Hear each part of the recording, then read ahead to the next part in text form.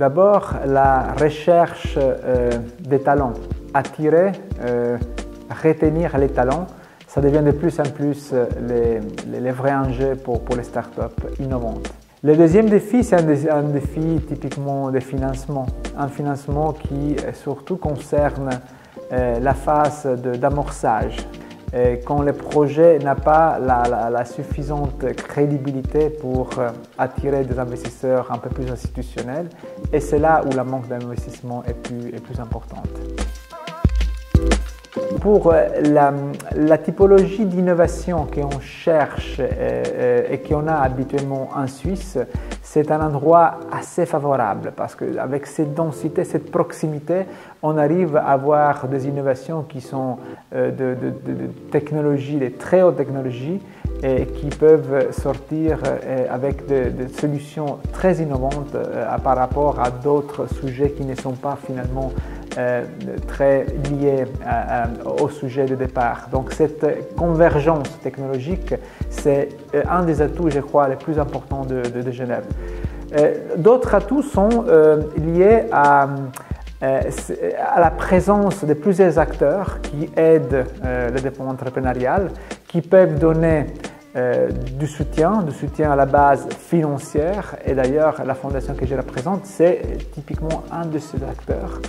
Et le troisième, c'est plutôt à niveau suisse, cette capacité, grâce également à des institutions comme InnoSuisse, l'institution fédérale, de pouvoir arriver à tirer de l'argent, beaucoup d'argent qui n'est pas dilutif.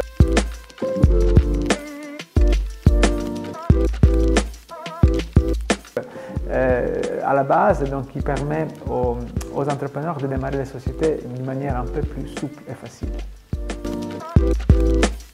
On devrait améliorer un peu les conditions cadres. Pour améliorer les conditions cadres, je me réfère typiquement aux problèmes liés au coût de l'emploi à haute valeur ajoutée, les conditions cadres liées à la fiscalité des startups. Donc, toutes des choses qui permettraient d'améliorer et favoriser la création des startups. Et pour finir, je reviens au premier propos, la capacité de pouvoir donner de l'argent très vite et très tôt dans le démarrage de sociétés innovantes. Ça dépend des phases. On a plusieurs investisseurs sur Genève. On a un tissu d'investisseurs très varié qui démarre assez tôt dans la chaîne de développement financier d'une start-up. Mais l'important, c'est justement de trouver les bons investisseurs au bon moment de développement. Et le problème, c'est que ce qui nous manque souvent, c'est l'amorçage, donc la capacité de pouvoir amener un projet à devenir suffisamment solide pour être une société qui arrive ensuite à attirer l'intérêt d'investisseurs qui sont plus professionnels et plus attentifs à la structure derrière l'idée. C'est pas forcément un frein au développement initial, mais c'est certainement un frein à la croissance des startups.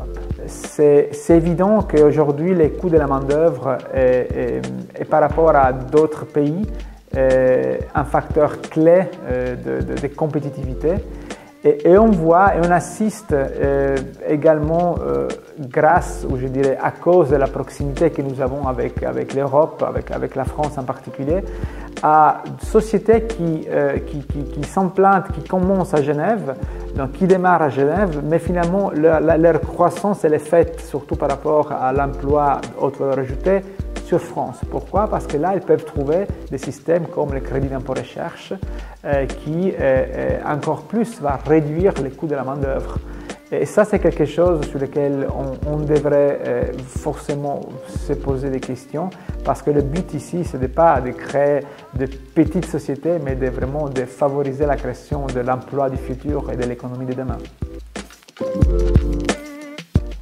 La fiscalité, ça peut devenir un frein, surtout quand on parle à nouveau de croissance. Un premier aspect lié évidemment à la fiscalité de l'outil de travail.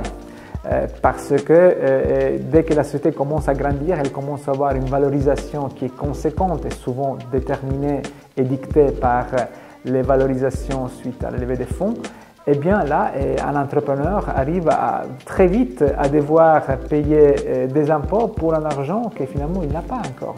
Et le deuxième sujet que je trouve encore plus important, probablement, c'est lié à la fiscalité des plans d'intéressement, les plans pour les collaborateurs.